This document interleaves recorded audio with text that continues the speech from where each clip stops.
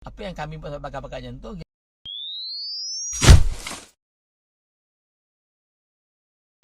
sakit jantung berulang satu realiti, satu kenyataan yang tak dinafikan. Anda kalau dah kena sakit jantung, anda boleh kena lagi. Tapi kalau kita sakit jantung, contohnya injap, insyaAllah dia kurang risiko.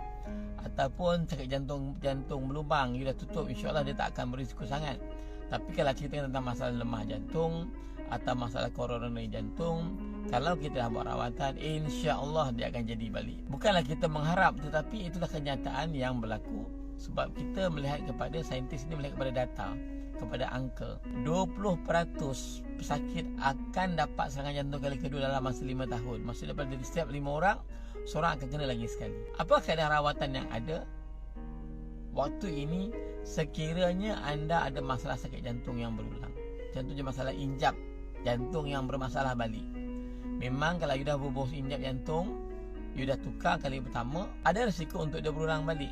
Bergantunglah kepada apakah jenis injap yang kita gunakan. Contoh, kalau kita menjalani rawatan pertukaran injap daripada tisu, daripada binatang, injap tisu ni ada kemungkinan untuk sempit balik, untuk sumbat balik, dia akan kecut. Jadi kalau anda dah buat satu pembedahan jantung, tukar injap menggunakan tisu, ada kemungkinan tu masa nanti injap yang dilakukan, injap yang kita tukar tu akan kecut, akan kisit. Jadi akhirnya masalah injap jantung tu akan berulang kali kedua. Dan ketika kalau berlaku, anda mungkin terpaksa menjalani pembedahan jantung kali kedua. Tapi kalau kita menjalani pertukaran injap daripada, contohnya buat prosthetic valve daripada metal, of course the chances are lower, lebih rendah berbanding dengan chances untuk kali kedua, lebih rendah berbanding kalau kita gunakan pada tisu binatang. Itu kalau masalah kita menjalani rawatan pembedahan jantung pertukaran injap. Kalau kita ada masalah jantung berlubang dan sekiranya anda menjalani masalah, contohnya you menjalani rawatan menggunakan spring untuk jantung berlubang macam ASD atau small USD, sometimes kita boleh gunakan spring, ada kemungkinan dia akan jadi balik. Kalau jadi balik, isu dia kita kena buat rawatan kali kedua lah. Spring kadang-kadang kita boleh guna spring lain, kadang-kadang you kena buat pembedahan lain. Tapi biasanya kalau kita buat pembedahan jantung untuk tutup lubang kali pertama, the chances untuk berulang memang very slim lah, boleh katakan 0% lah. Tapi kalau kita nak bawa kepada yang lebih umum, yang lebih ramai orang yang jalani rawatan masalah serangan jantung contohnya, ataupun ischemic heart disease ataupun coronary, mana sahaja jantung kita dah sumbat, dah sempit dan kita dah rawat. Contohnya anda menggunakan kaedah stent, maka kalau kita gunakan stent, walaupun stent yang kita berubah, secara umumnya kadar kemungkinan untuk sempit balik adalah sekitar dalam 2%, 3% setahun. Sebab tu kita kena buat langkah pencegahan yang saya sebut tadi untuk kurangkan risiko. Tapi kalau dia jadi sekali-kali kedua, so kita ada option. Contohnya, you ada masalah coronary yang telah menjalani ujian angioplasti, bubuh balun, bubuh stent dan sempit balik. Kalau dia jadi balik, senang je.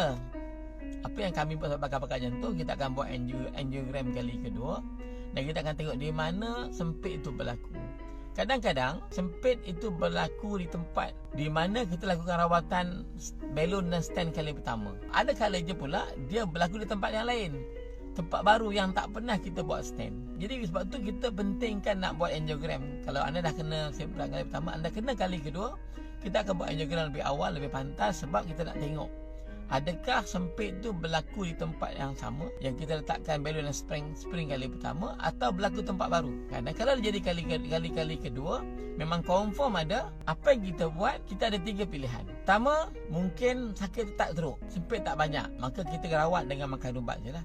Tapi kalau sempit tu banyak untuk kali kedua, maka pilihan yang ada, you boleh menjalani rawatan angioplasti balik. Kita boleh gunakan stent balik, kita boleh gunakan spring balik untuk kali kedua. Kalau dia jadi kali pertama, you will spring, of course kita boleh buat kali kedua. Walaupun dia lebih sukar, lebih payah, tapi benda tu kita biasa buat. Jangan bimbang, ada cara kita boleh buat. Maksudnya kalau berulang, we can repeat the procedure. Dan tapi kalau sekiranya kali kedua kita buat angiogram, banyak pula yang sempit, banyak pula yang sumbat, dan pilihan yang ada kalau jadi macam itu, kita hantar tuan-puan kepada rawatan pembedahan atau bypass surgery. Adakah kaedah rawatan lain? Of course ada. zaman lah kita bincang masalah.